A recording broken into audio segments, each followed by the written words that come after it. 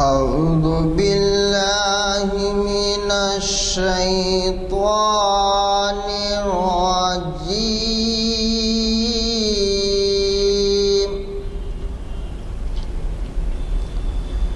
بسم الله الرحمن الرحيم.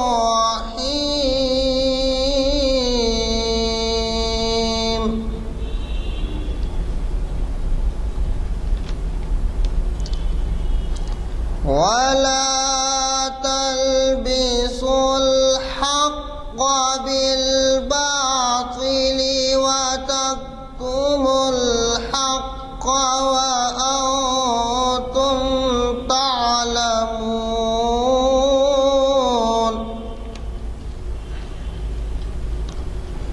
وأقيموا الصلاة وآتوا الزكاة واركعوا مع الراكعين.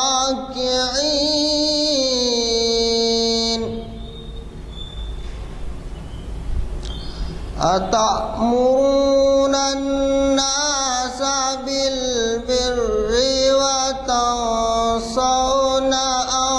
أنفسكم وأنتم تتلون الكتاب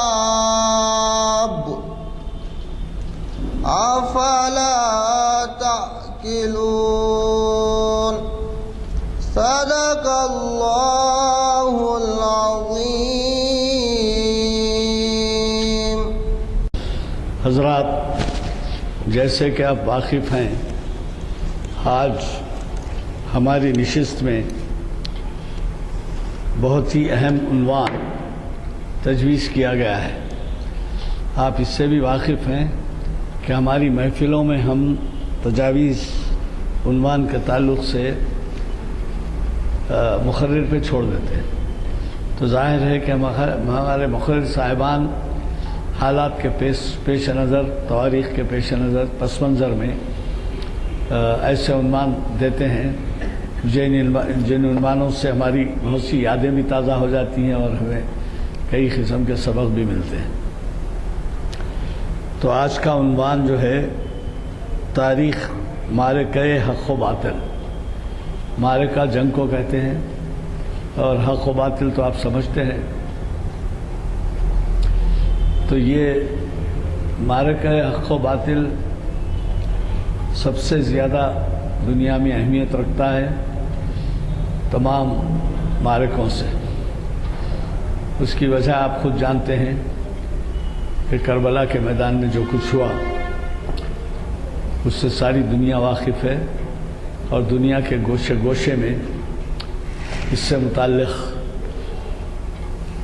یادگاریں منائی جاتی ہیں، تعزیے نکالے جاتے ہیں اور سیمینارز ہوتے ہیں، کانفرنسز ہوتی ہیں، زیارتیں ہوتی ہیں. تو اس وجہ سے اس کو معرکہ کہا گیا ہے.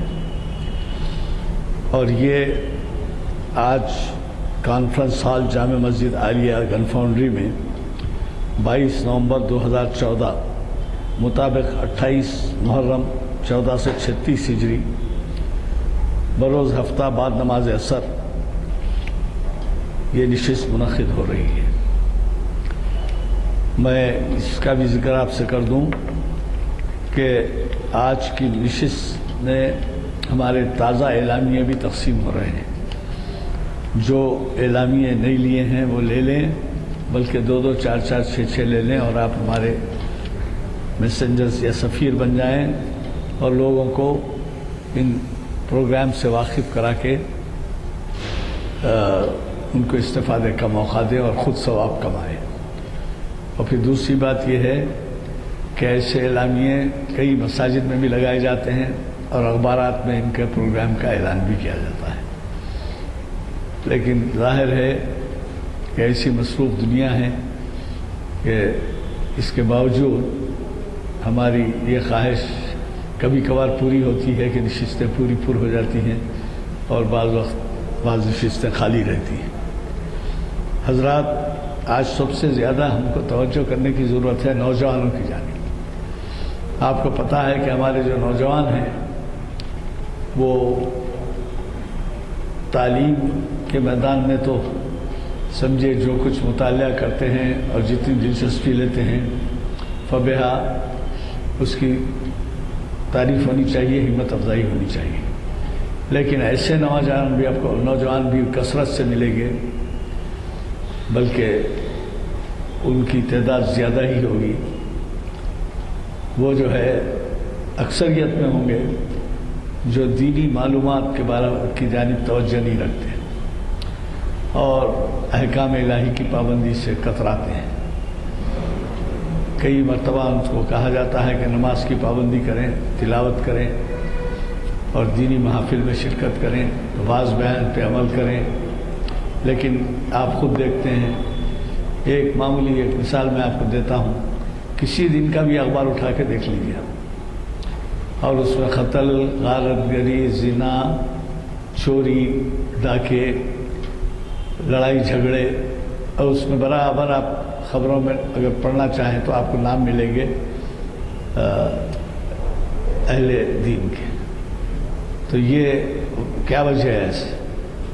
میں اس دور سے تعلق رکھتا ہوں، میرے بچپن میں پورے حیدرآباد میں اگر ایک قتل ہوا تو سارے حیدرآباد میں اس کی دھوم ہو جاتی تھی کہ فلاں جگہ قتل ہوا، ایک وہ مقاصمت سے ہو یا کوئی وجہ سے ہو، لیکن اگر قتل ہوا ہو تو سارے حیدرآباد میں۔ اب آج کل اخباروں میں جو ہے قتل و غارت گری کے کئی مثالیں ملتی ہیں آپ کو، کئی جو ہے عنوانات اور واقعات رپورٹ ہوتے ہیں۔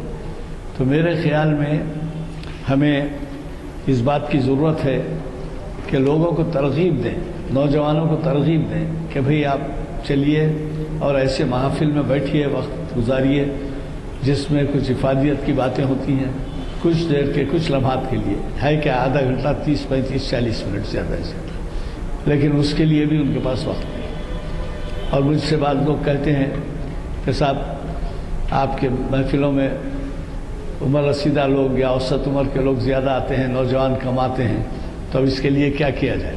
اخبار، اعلامیے، مسجدوں میں اعلان، نمازوں کے بعد اعلان، ہر قسم کی سہولت، پنکھوں کی، لائٹ کی، بیٹھنے کی ہر سہولت فراہم کرنے کے بعد اگر وہ راغب نہیں ہوتے تو اب یہ کس کی بدقسمتی ہے اور ملت کا کتنا نقصان ہے، اس میں آپ خود سمجھ سکتے ہیں۔ میرے خیال میں آپ اگر ایک صاحب کو بھی لاتے ہوں تو اس کا ثواب آپ کو ملے گا۔ اگر آپ نہیں آئیں اور وہ آ کے آپ کے کہنے پہ اٹینڈ کر لیں تو آپ کسی جگہ بھی بیٹھے رہیں تو ثواب ملے گا۔ اور پھر آپ یہ بھی دیکھیے کہ ایسے بھی حضرات ہیں ملت میں جو گھر بار چھوڑ کر اضلاع چلے جاتے ہیں، دور دراز کے مقامات چلے جاتے ہیں، بلکہ یہی نہیں ہے، بر اعظم چھوڑ دیتے ہیں۔ افریقی جماعت آئی ہوئی ہے، سنیں گے آپ، یا بنگالی جماعت، پاکستانی جماعت یا فلاں، مجھے ان کی تفصیلات معلوم نہیں ہیں، لیکن یہ مساجد ہوتی ہیں، وہاں پر ان کے درس ہوتے ہیں۔ تو جہاں گھر بار چھوڑ کر، بیوی بچوں کو چھوڑ کر مہینہ 15 دن 20 دن 2 مہینے کے لیے نکلتے ہیں، تو وہاں آپ اتنا تو کریں کہ کم از کم ہمارے اعلامیہ کو تقسیم کر کے لوگوں کو دعوت دیں۔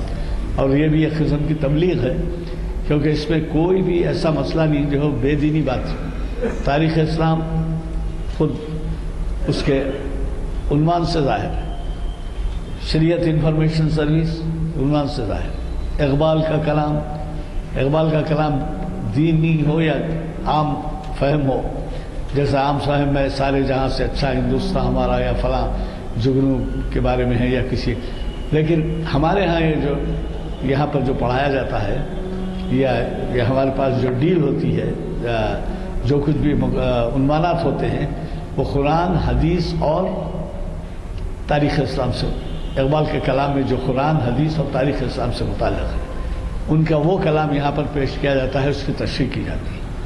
اور اس کی اہمیت یہ ہے کہ اقبال کو شاعر اسلام کہا گیا ہے۔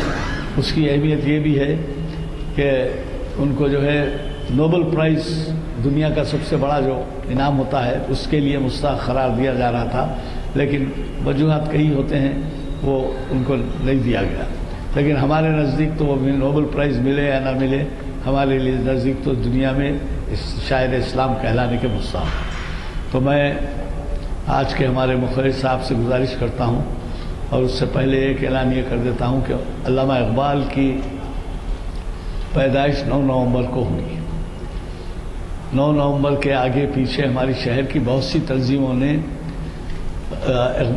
انعقاد کیا ان کی یادگار منانے کا. تو ہم نے کہا بھائی ٹھیک ہے، ہم تو ہر ہفتہ مناتے ہیں، مہینے میں 4 دفعہ اقبال شناسی ہوتی ہے، تو ہم سب سے آخر میں رکھیں گے. چنانچہ ہماری 29 نومبر کو بروز ہفتہ یہ اردو ہال میں اقبال کے کلام سے اقبال سے متعلق عنوان ہیں، اور اس میں بہت ہی اہم مقررین جناب ضیاء الدین نیّر صاحب اور خواجہ ناصر الدین صاحب مخاطب کر رہے ہیں، اور مہمان خصوصی مستر مجاز ہیں. تو لہٰذا میں آپ سے گزارش کرتا ہوں کہ ابھی سے آپ پہلے سے ہی سوچ لیں کہ آپ کو جو ہے 29 نومبر کو اردو ہال آنا ہے بعد مغرب وہیں پڑھیے تاکہ ذرا جلد ہو سکے، شروع ہو سکے. میں ہمارے آج کے مقرر صاحب تشریف لا چکے ہیں. آپ پروفیسر سید جہانگیر صاحب سے اچھی طرح سے واقف ہیں. وہ ایک اپنا مقام رکھتے ہیں اور اسلامک اسٹڈیز اسکالر کی حیثیت سے آپ کی جانے پہچانے ہیں، اور ان کے جو کچھ بھی خطابات ہوتے ہیں وہ نمایاں طور پر اخبارات اور میگزینس میں چھاپے جاتے ہیں. تو لہٰذا آج ہمیں سننے کا موقع ہے، اور ایسے اہم عنوان پر سننے کا موقع ہے جس کا کہ میں ابھی ذکر کر چکا ہوں. میں مولانا سے گزارش کرتا ہوں کہ وہ شہ نشین پر تشریف لائیں اور ہمیں مخاطب فرمائیں. الحمد لله رب العالمين والعاقبة للمتقين والصلاة والسلام على سيد الأنبياء والمرسلين وعلى آله وصحبه الغر الميامين أجمعين. قال تعالى في شأن حبيبه: أعوذ بالله من الشيطان الرجيم، بسم الله الرحمن الرحيم. إن الله وملائكته يصلون على النبي يا أيها الذين آمنوا صلوا عليه وسلموا تسليما. اللهم صل على سيدنا شفيعنا حبيبنا مولانا محمد وعلى آله وصحبه أفضل صلواتك وعدد معلوماتك وبارك وسلم. قال تعالى في مقام آخر: يا آدم إن هذا عدو لك إلى آخر الآية.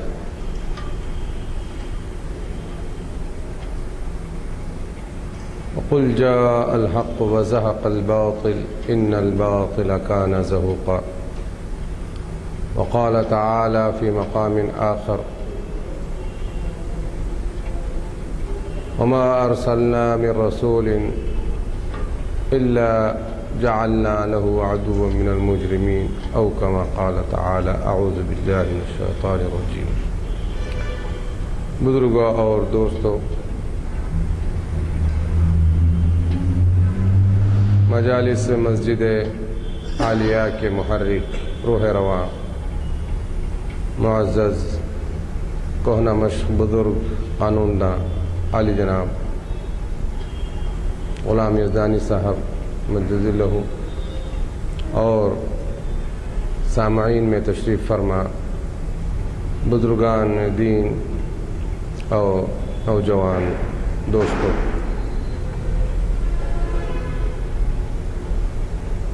گفتگو کا آغاز کرنے سے پہلے محترم غلام یزدانی صاحب نے توجہ دلائی. میں اسی نقطے سے اپنی گفتگو کا آغاز کرتا ہوں. وہ اس طرح کہ آپ نے سماجی اور فکری طور پر نوجوانوں کو ہمارے ان مجالس سے وابستہ کرنے کی اور باندھنے کی خواہش ظاہر فرمائی،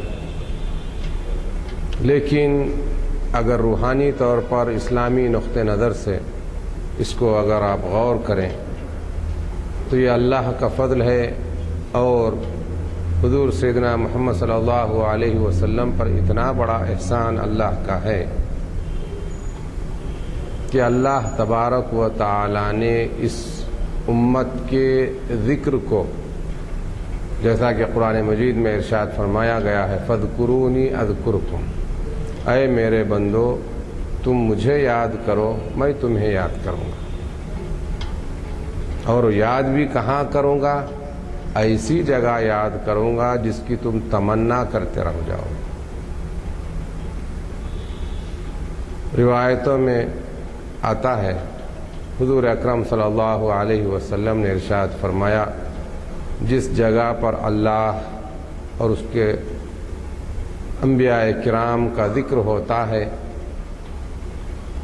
اس مجلس یا ان مجالس کو اللہ تبارک و تعالی عبادت قرار دیے، اور جہاں پر اس کا یاد ہوتا ہے، یاد کیا جاتا ہے رب تعالیٰ کو اور اللہ تعالیٰ کے انبیاء و رسول کو، اللہ تبارک و تعالیٰ ان مجالس کو فرشتوں سے ڈھانک دے دیتا ہے، فرشتے اسے ڈھانک لیتے ہیں۔ اور بات یہی مکمل نہیں ہوئی، بلکہ اللہ تبارک و تعالی جیسا کہ ارشاد فرمایا گیا کہ ان بندوں کی مجلسوں سے کئی گنا بہترین مجالس میں یاد فرماتا ہے، یعنی اللہ تبارک و تعالی ان مجالس میں شریک بندوں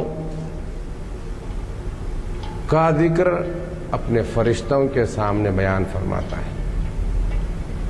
اور رہا جہاں تک درود شریف کی بات ہے کہ جس مجلس میں درود شریف پڑھا جاتا ہے، بزرگوں اور دوستوں، درود شریف ہی ایک دنیا میں ایسی عبادت ہے جس سے عبادت کو اللہ تبارک و تعالی نے اپنے حبیب صلی اللہ علیہ وسلم کی حمد و ثنا کے طور پر انجام دیا، اور فرشتوں نے اس درود کو حضور اکرم صلی اللہ علیہ وسلم کے لیے دعا کے طور پر انجام دیا، اور اس کے ساتھ ساتھ رب تعالی حکم دے رہا ہے کہ اے مومنو تم بھی حضور صلی اللہ علیہ وسلم پر درود بھیجو۔ درود بھیجنے کا اثر کیا ہوگا آپ جانتے ہیں، گو کہ ہمارے موضوع سے بات مختلف ہے، ظاہری طور پر ہٹی ہوئی نظر آتی ہے، لیکن یاد رکھیے کہ درود شریف بندے کے تمام مقاصد کا خلاصہ ہے۔ بڑی طویل حدیث سے یہاں آپ کے سامنے رکھنے کی گنجائش نہیں ہے، لیکن اگر بندہ مومن دعا کے بجائے صرف درود شریف کا ہی ورد کرتا رہے تو اللہ تبارک و تعالیٰ کا وعدہ ہے، جیسا کہ حضور اکرم صلی اللہ علیہ وسلم نے ارشاد فرمایا کہ اللہ تبارک و تعالیٰ بندے کے تمام ضرورتوں کا کفیل ہو جاتا ہے، اور اس کے لیے جنت میں بڑے مقامات عطا کیے جاتے ہیں، اس کے گناہوں کو معاف کیا جاتا ہے، اس کے درجات میں بلندی کی جاتی ہے۔ کیا کیا بات ہے، صرف اب آپ تشریف فرمایا خالی درود شریف اپنا ورد کرتے بیٹھے، جیسا کہ ابھی درود شریف پڑھا گیا، آپ جو ہے نا فرشتے آپ کے پاس آئے اور آپ کے درود شریف کو لے جا کر بارگاہ نبوی صلی اللہ علیہ وسلم میں پہنچائے، اور اللہ تبارک و تعالی نے جو بھی درود شریف پڑھا اس پر صلاۃ بھیجا۔ اور اللہ کی صلاۃ کس کو نصیب ہوتی، یعنی اللہ تبارک و تعالی آپ کی طرف ہماری طرف متوجہ ہو گیا۔ تو یہ اسلام ہے جس کا ایک ایک جز، ایک ایک ذرہ بندہ مومن کے لیے نہ صرف نعمت ہے بلکہ اس کی زندگی کو ایسی خوشگوار اور روحانیت سے معمور اور بھرپور کرنے والا ہے جس کا اظہار آپ کے سامنے آسانی سے نہیں کیا جا سکتا۔ صرف ضرورت ہے کہ میں اور آپ اپنے دل و دماغ کے ساتھ اپنے خالق اپنے رب کی طرف متوجہ ہو اور پھر اس کے سچے بنجے بن جائیں۔ بزرگوں اور دوستوں، آج کی ہماری گفتگو کا موضوع حق و باطل۔ حق و باطل کب سے وجود میں آیا؟ کیا اسی دنیا میں وجود میں آیا یا دنیا کو وجود بخشا جانے سے پہلے حق و باطل کا تصور موجود ہے؟ اس حق و باطل کے وجود کی تاریخ کیا ہے؟ کتنا عرصہ ہوا ہوگا اس حق و باطل کے معرکے کو اس روئے زمین پر وجود میں آئے؟ ان تمام باتوں کا ہم کوشش کریں گے کہ وقت بہت تنگ ہوتا ہے، لیکن کیا ہے یہ حق و باطل کو وجود بخشے جانے کا مقصد کیا ہے؟ کیوں حق و باطل کو وجود بخشا گیا؟ کیا ضرورت تھی؟ بزرگوں اور دوستو، یہ جو دنیا ہے، دنیا دارالعمل ہے، دنیا دارالعمل ہے۔ حضور اکرم صلی اللہ علیہ وسلم نے حدیث شریف میں ارشاد فرمایا، انما الدنیا حرث للآخرہ۔ اس کے علاوہ کوئی اور بات نہیں ہے کہ یہ دنیا آخرت کے لیے کھیتی ہے۔ آپ تمام حضرات انتہائی باشعور، تجربہ کار، معاشرے سے انتہائی گہرائیوں کے ساتھ واقف شخصیتیں موجود ہیں۔ کھیتی کی وضاحت کرنے کی ضرورت نہیں ہے۔ کھیتی میں ہوتا کیا ہے، کھیتی کیوں کی جاتی ہے، کتنے مراحل سے انسان، کتنے اسٹیجز سے انسان کھیتی کرنے میں گزرتا ہے، اس کے بعد کیا حاصل ہوتا ہے۔ بالکل اسی طرح یہ کھیتی، یہ دنیا کی زندگی میرے اور آپ کے لیے آخرت کے لیے بنائی گئی۔ اسی وجہ سے ایک اور حدیث شریف میں ارشاد فرمایا گا، انما خلقت دنیا لکم وخلقتم للآخرہ او کما قال النبی صلی اللہ علیہ وسلم، کہ یہ جو دنیا ہے جس کے لیے میں اور آپ چاروں پہر، صبح و شام، راؤنڈ دا کلاک دنیا کو بہتر سے بہتر بنانے کے لیے سرگرم ہیں اور اس کے لیے کوشاں ہیں اور کوشش کرتے رہتے ہیں۔ اپنے بچوں کو رات میں 2 بجے سے نیند سے جگاتے ہیں تاکہ اپنی دنیا کو بہتر بنانے کے لیے علم و ہنر میں مصروف رکھا جائے۔ لیکن اسلام کا کانسیپٹ کیا ہے؟ اسلام کیا کہتا ہے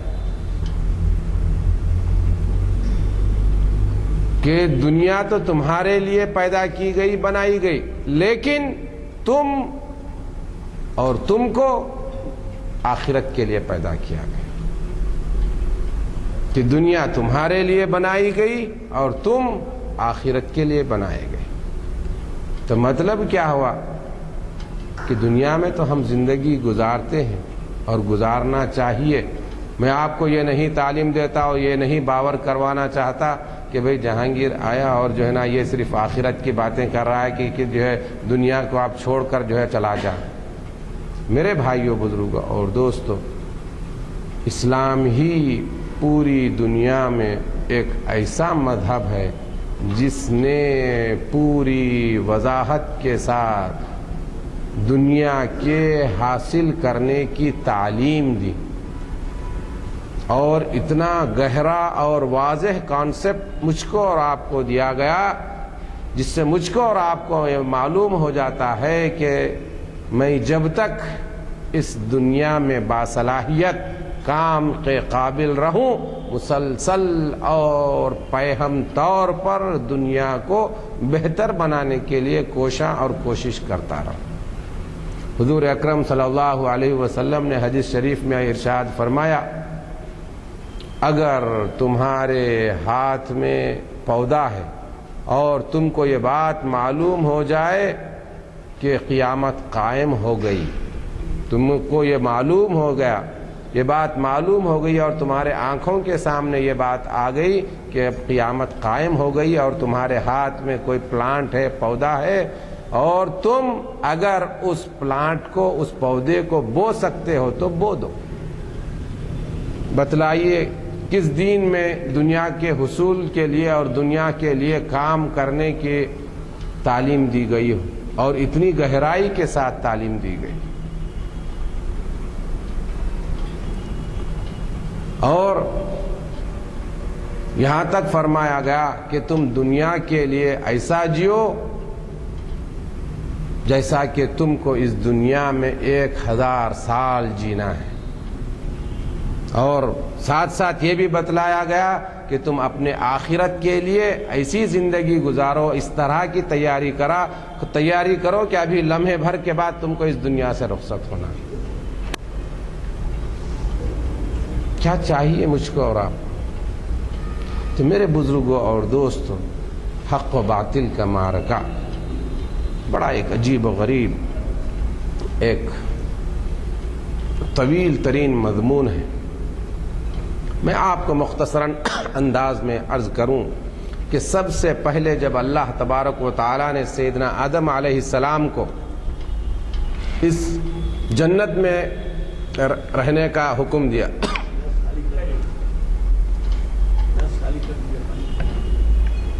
آپ جانتے ہیں، ممکن ہو نوجوانوں کو معلوم ہو یا نہ ہو، سیدنا آدم علیہ السلام جنت میں رہے اور عرصے تک جنت میں رہے۔ آپ جانتے ہیں اللہ تبارک و تعالی سیدنا آدم علیہ السلام کی طرف ارشاد فرمایا، قرآن مجید نے اس کو نقل فرمایا، یا آدم ان ھذا عدو لک۔ شیطان کی طرف تمام معاملات ہو گئے، شیطان نافرمانی کیا، مردود قرار دیا گیا، ابلیس بن گیا، شیطان بن گیا، مردود بن گیا، رجیم بن گیا۔ اس کے بعد حکم دیا جا رہا ہے سیدنا آدم کو، اے آدم ہوشیار رہنا، یہ آپ کا دشمن ہے، یہ تمہارا دشمن ہے۔ فلا یخرجنک واہلک من الجنہ، کہیں ایسا نہ ہو کوئی ایسا کام یا ایسا عمل کرنا بیٹھنا جس کی وجہ سے یہ شیطان تم کو اور تمہارے اہلیہ محترمہ کو یہاں سے نہ نکال دیا جائے۔ فلا یخرجنک تاکید ہے، امفسائز ہے، قرآن مجید کا جو یہ ورب ہے یہ خود بتلاتا ہے، یخرجنک، یاد رکھیے ضرور بضرور کہیں ایسا نہ ہو کہ یہ تم کو یہاں سے نہ نکلوا۔ یہ سب سے پہلے معرکہ حق و باطل کی نشانی اور اس کا آغاز ہے، نقطہ آغاز ہے۔ جب سیدنا آدم علیہ السلام اس روئے زمین پر آئے، بڑی دلچسپ باتیں ہیں لیکن وقت کی تنگی کی وجہ سے میں آپ کے سامنے رکھ نہیں سکتا۔ جب تشریف لائے، آپ کو معلوم ہے کہاں سیدنا آدم علیہ السلام تشریف لائے؟ آپ کے یہاں سرندیب میں، جس کو آج ہم سری لنکا یا سیلون کہا جاتا ہے، اس کا عربی میں نام سرندیب کہا جاتا ہے۔ عرب حضرات اسلام سے قبل وہاں زیارت کرنے کے لیے آیا کرتے تھے۔ یہ تاریخی کتابوں میں، تاریخ کوئی خوش عقیدے کی نہیں، جیسے حضرت علامہ سید سلیمان ندوی جب جو نا عرب اور ہندوستان کے تعلقات کتاب تحریر فرمائے، اس میں یہ لکھا ہے انہوں نے۔ اور حضرت سیدنا آدم علیہ السلام ہندوستان سے ہر سال جو ہے نا حج کے لیے تشریف لے جایا کرتے، اور آپ نے 40 حج فرمائے، ایک الگ بات ہے۔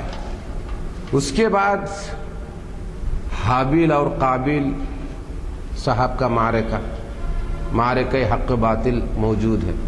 ممکن ہو یہ باتیں روایتیں سچ نہ ہو، لیکن میری آنکھوں نے خود تمل ناڈو کا ایک شہر تریچی اور وہاں سے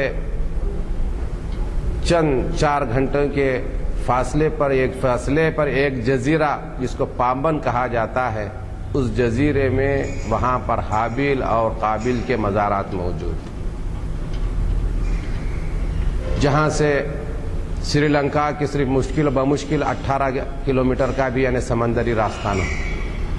اور ایک آپ کی معلومات کے لیے عرض کروں کہ کچھ عرصہ قبل ہمارے بعض یہاں کی سیاسی جماعت ہے، وہ جو نا رام سیتو کا نام دیا جا رہا تھا، وہ کیا ہے؟ جسر آدم، میپس میں بتلایا گیا جسر آدم برج۔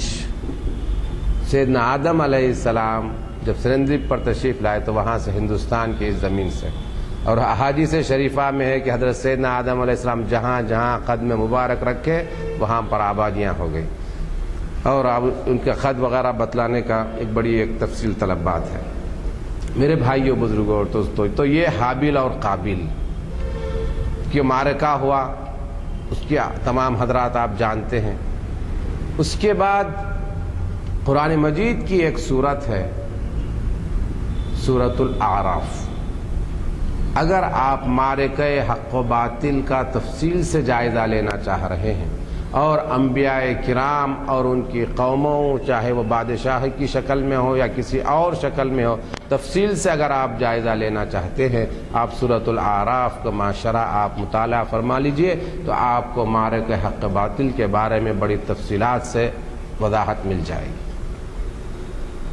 اب ہم اگر دیکھنا اور جاننا چاہیں کہ یہ حق و باطل کا معرکہ سیدنا آدم علیہ السلام کی آمد کے بعد سے آپ کے صاحبزادگان حابیل و قابیل سے جہاں روئے زمین پر آغاز ہوتا ہے، وہ شروع ہوتا ہے آج کی تاریخ تک، حضور سیدنا محمد صلی اللہ علیہ وسلم تک کتنا عرصہ ہوا ہوگا؟ یا موٹے انداز میں اگر ہم بحیثیت مسلمان ہونے کے قرآن مجید کی روشنی میں اور احادیث شریفہ کی روشنی میں اس روئے زمین پر انسانیت کی کتنی مدت ہے آپ جانتے ہیں؟ کیا آپ کی مقدار ہے؟ آپ بزرگ حضرات ہیں، کتنے لاکھ سال؟ آج سیدنا آدم علیہ السلام سے لے کر آج تک ہم جس دن زندگی گزار رہے ہیں 10,000 سال بھی ابھی نہیں ہوئے۔ حضرت سیدنا آدم علیہ السلام کے بعد جن کو آدم ثانی سیدنا نوح علیہ السلام کہا جاتا ہے، دونوں کے درمیان کتنا فاصلہ ہوا آپ جانتے ہیں؟ 1000 سال۔ سیدنا نوح علیہ السلام آپ جانتے ہیں وہاں پر کیا معرکہ حق و باطل ہوا؟ 950 سال تک حضرت سیدنا نوح علیہ السلام دعوت و تبلیغ کے کام میں مصروف رہے۔ دعوت و تبلیغ کا اگر آپ واضح اثر آپ ملاحظہ فرمانا چاہتے ہیں تو یہ عرض کروں کہ آپ کے لڑکے اسلام کے آغوش میں نہیں آ سکے۔ کتنا بڑا معرکہ حق و باطل کہ گھر کا فرد اسلام کے آغوش میں نہیں آ سکا۔ بتلانے کی ضرورت نہیں ہے، جیسے قرآن مجید میں آیا ہے کہ سیدنا آدم علیہ السلام 9.5 سال رہے، اور بعد مفسرین بیان کرتے ہیں کہ 1000 سال رہے، لیکن اس میں سے صرف 50 سال آپ کے سکون کی زندگی گزری۔ اس کے بعد 950 سال مکمل طور پر تکالیف، دشواریاں اور اسلام کے راستے میں ان گنت کٹھنائیوں سے آپ دوچار ہوتے رہے۔ آپ انبیاء کرام کی کٹھنائیوں سے واقفیت حاصل کرنا چاہتے ہیں تو یہ بھی میں آپ کو بتلاتا چلوں تاکہ احساس ہو جائے کہ ہم مسلمان تو گھر میں مسلمان ہوئے، گھر میں پیدا ہوئے، مسلمان گھر میں پیدا ہوئے اور مسلمان کہلائے جانے لگے۔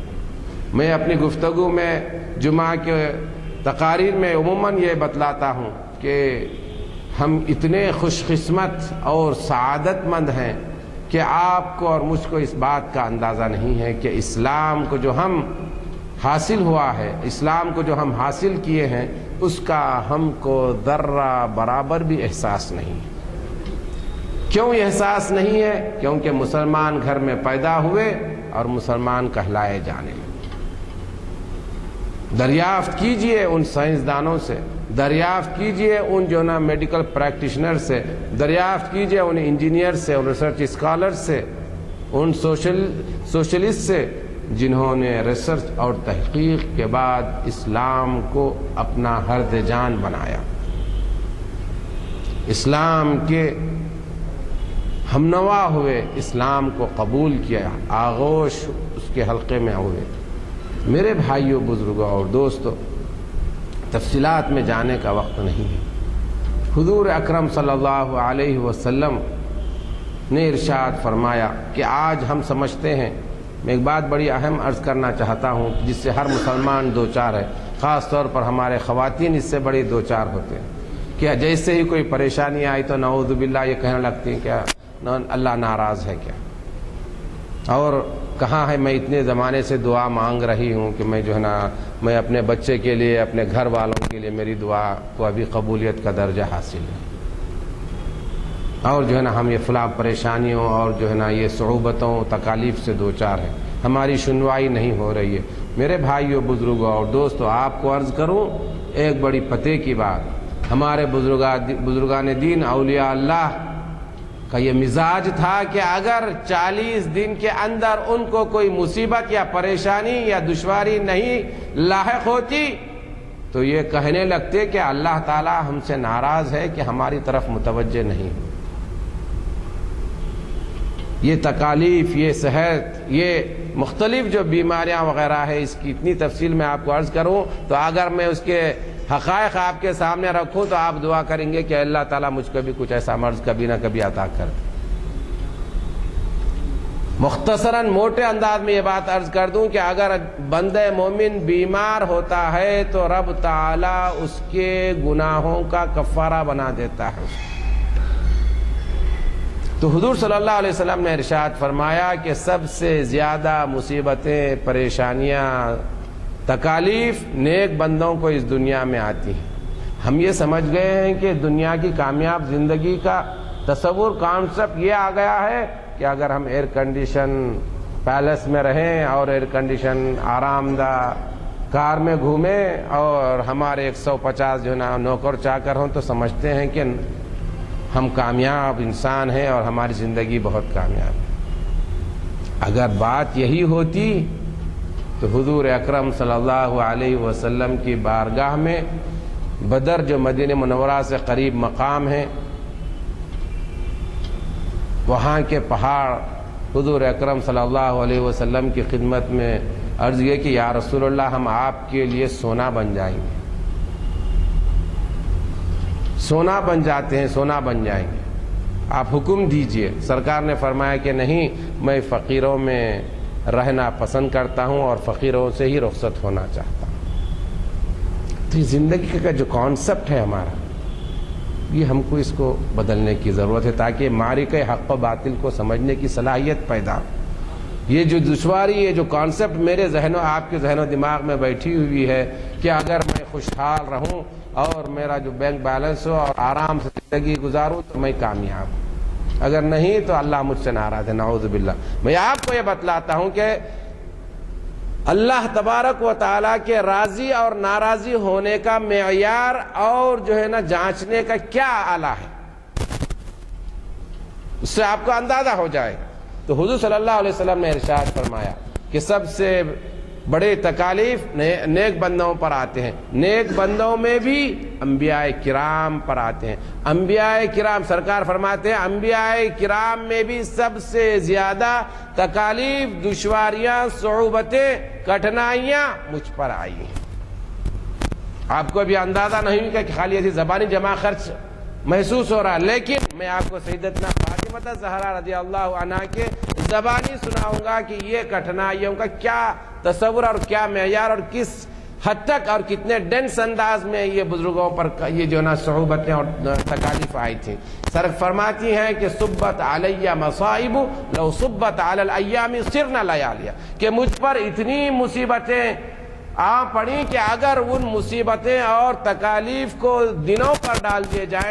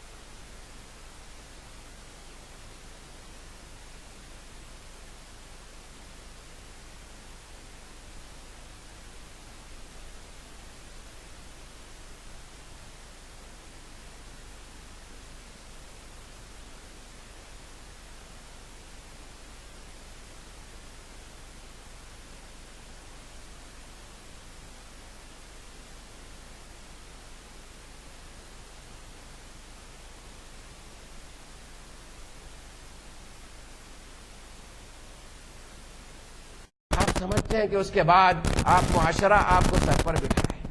آپ حضور اکرم صلی اللہ علیہ وسلم کے امتی ہیں، میں اور آپ حضور صلی اللہ علیہ وسلم کو جو ہے نا آپ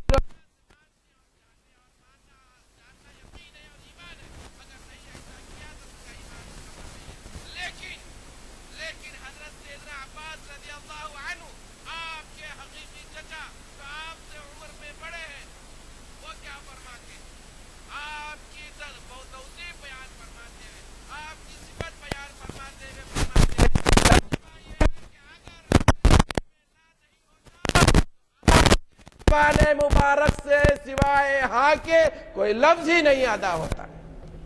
کیسے اسلام پہنچا؟ تاکہ میرا جیب ہی ہمیشہ بھرا رہے، دوسرے کا جیب میں خالی کرواؤں، دوسرے کو میں اپنا پیر نیچے دباؤں اور میں اس کی پیٹھ پر میں اپنا محل تعمیر کروں۔ ارے چاہتا ہے کہ اس کو جنت ملے اور تو اس کے بعد چاہتا ہے کہ میں سب سے بڑا معروف اور جو سب سے نیک اور اچھا انسان بنوں۔ کہاں سے حاصل ہوگا یہ؟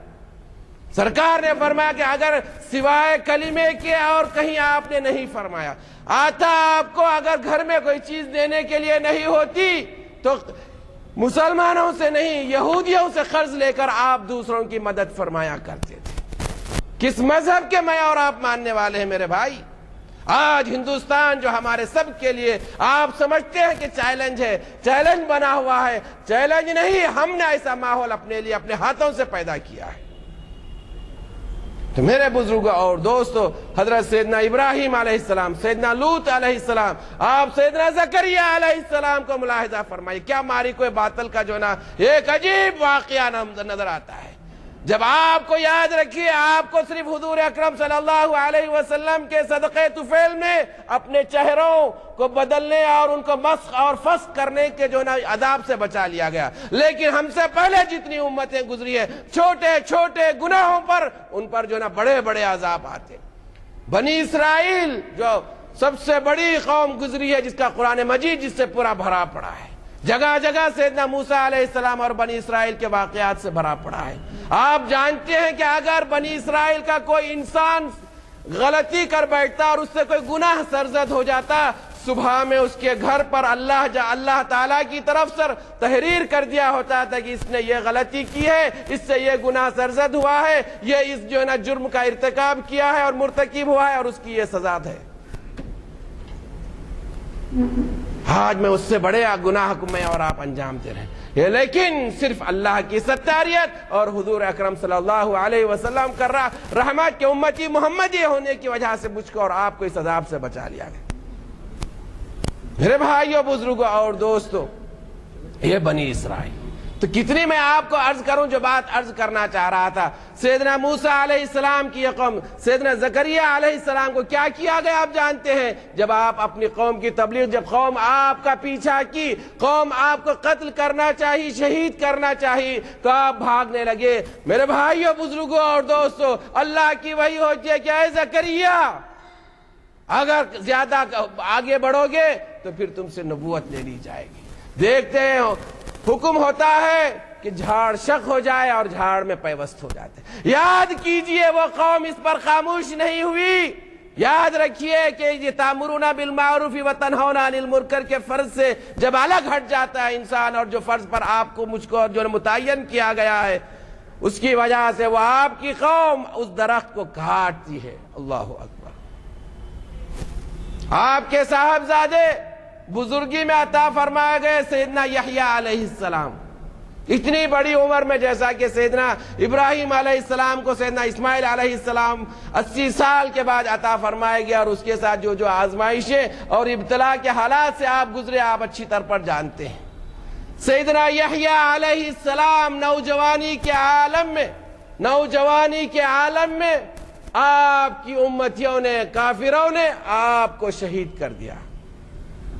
کیا زندگیاں تھی آپ جانتے ہیں۔ سیدنا یحییٰ علیہ السلام، جگہ جگہ قرآن مجید میں ذکر ہے۔ سیدنا عیسیٰ علیہ السلام دونوں ایک وقت میں تشریف فرمائے۔ سیدنا زکریا علیہ السلام دونوں خالازاد بھائی ہیں۔ ان کی کیا غذا تھی آپ جانتے ہیں؟ جہاں بھوک محسوس ہوئی درختوں کے پتے نوش کر لیے۔ کیا لباس تھا آپ جانتے ہیں؟ آج تو اللہ کا فضل ہے کہ مسلمان آج کے انسان کو کم از کم اس کے جسم پر 4-5 کپڑے ہوتے ہیں۔ سیدنا یحییٰ علیہ السلام، سیدنا عیسیٰ علیہ السلام کا لباس چمڑے کا لباس ہوتا تھا، چمڑے کا لباس. اور گھر کیا تھا جانتے ہیں آپ؟ جہاں رات ہوتی وہیں آرام کر لی. کن نبیوں کے، کن انبیاء کرام کے نام لیوا ہم ہیں بھائی، اور مارے گئے حق و باطل کے سننے اور سنانے کے لیے میں اور آپ جمع ہیں.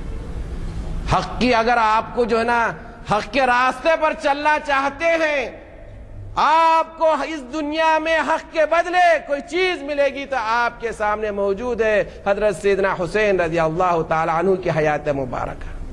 کیا قصور تھا سیدنا حسین رضی اللہ تعالی عنہ کا؟ کیا قصور تھا حضور سیدنا محمد صلی اللہ علیہ وسلم کا؟ کیا انہوں نے عربوں سے خواہش کی کہ میں بادشاہ بننا چاہتا ہوں؟ کیا خواہش کی آپ نے کہ میں سب سے زیادہ مالدار بننا چاہتا ہوں؟ ارے یہ معمولی باتیں تو خود کفار کے سردار بارگاہ نبوت میں حاضر ہو کر عرض کیے، اگر تم ہمارے سردار بننا چاہتے تو ہم تمہیں اپنا سردار بنا لیتے، اگر تم ہمارے میں کے سب سے بڑے مالدار بننا چاہتے ہیں تو ہم سارا ہمارا مال اکٹھا کرتے اور تم کو ہم میں کا سب سے زیادہ مالدار بنا دیتے. حضرت سیدنا ابو طالب رضی اللہ عنہ جب آپ سے خواہش کی اور جو نا کفارہ نے قریش کا مطالبہ بڑھنے لگا، کہا کہ اب جو نا جان پر بنائی، تو حضرت سید ابو طالب جب تشریف لاتے ہیں تو کیا فرماتے ہیں؟ بارگاہ نبوت سے کیا ارشاد ہوتا ہے؟ کیا حضور صلی اللہ علیہ وسلم کا ارشاد ہوتا ہے؟ اگر میرے سیدھے ہاتھ میں چاند اور بائیں ہاتھ میں سورج رکھ دیا جائے اور اس کے بعد مجھ سے خواہش کی جائے کہ میں اس رشد و ہدایت اور دعوت و تبلیغ کے کام سے باز آ جاؤں، تب بھی میں باز نہیں آؤں گا اور آ سکتا. اور آج میرا اور آپ کا مزاج ہے، کیا مزاج ہے میرا اور آپ کا؟ آج اگر مجھ کو اور آپ کو رتی بھر فائدہ اگر کہیں نظر آ جائے اور اس کے بدلے اپنے بھائی کا خون بہا کرنے کے لیے کہا جائے تو میں اور آپ آج تیار ہو جا رہے ہیں. اگر آپ نہیں ہیں تو آج ہمارے شہر کے روزنامہ اخبارات میں آپ ملاحظہ فرما لیجئے کہ صبح و شام مسلمان بھائی اپنے دوسرے مسلمان بھائی کا جو نا بغیر کسی سوچ سمجھ کے، بغیر کسی بڑے سبب کے اس کا خون بہا رہا ہے. جبکہ قرآن مجید واضح طور پر یہ فرما دیا کہ جس کسی نے من قتل نفسا متعمدا کانما قتل الناس جميعا، جو کوئی بندہ مومن کسی بندے کا، کسی کا بغیر کسی سبب کے عمدن انٹینشنلی اگر اس کو قتل کر دے تو گویا کہ اس نے ساری انسانیت کو قتل کر دیا. کہاں ہے آج یہ سبق پڑھانے والا؟ آج ہم تہذیب کے نام لیوا اور تہذیب کے سورما بنے ہوئے ہیں، لیکن آج ہمارا شہر کتنے خون میں ڈوبا ہوا ہے، کتنوں کی عصمتوں سے آج جو نا پار پار ہے، اور کتنوں کے حقوق سے آج جو نا کتنے بھائی حقوق سے محروم ہو رہے ہیں. کہاں ہے؟ کون ہے اس کا ذمہ دار؟ کیا یہ مارے کے حق و باطل نہیں ہے؟ تو میرے بھائیوں، بزرگوں اور دوستوں، مختصراً ممکن ہو آپ کو یہ تشنہ رہے گی، خاص طور پر بزرگوں کی اس بات کی خواہش ہوتی ہے کہ حضرت سیدنا آدم علیہ السلام سے لے کر سیدنا نوح علیہ السلام تک 1000 سال، سیدنا نوح علیہ السلام سے لے کر سیدنا ابراہیم علیہ السلام تک 1000 سال، سیدنا ابراہیم علیہ السلام سے لے کر سیدنا موسیٰ علیہ السلام تک 1000 سال، سیدنا موسیٰ علیہ السلام سے لے کر سیدنا عیسیٰ علیہ السلام تک 1700 سال، حضرت سیدنا عیسیٰ علیہ السلام سے لے کر حضور سیدنا محمد صلی اللہ علیہ وسلم تک 600 سال. اب اس کے بعد ہما کو آج تک 1400 سال. جملہ کتنے سال ہوئے؟ آپ یقین کریں 7000 سال سے زیادہ تاریخ نہیں پہنچتی. اور اس میں آپ یہ تاریخ مارک حق و باطل کو مطالعہ فرما لیجئے. یہ مارک حق و باطل کیا ہے؟ ممکن ہو کبھی یاد ہو تو عرض کروں بھائیو، بزرگوں اور دوستو، وقت ہوا ہے، معافی چاہتا ہوں اگر کوئی بات آپ کو نہ پہنچی ہے. وصلی اللہ تعالی علی خیر خلقہ سیدنا محمد وعلی آلہ وصحبہ اجمعین والحمد للہ رب العالمین.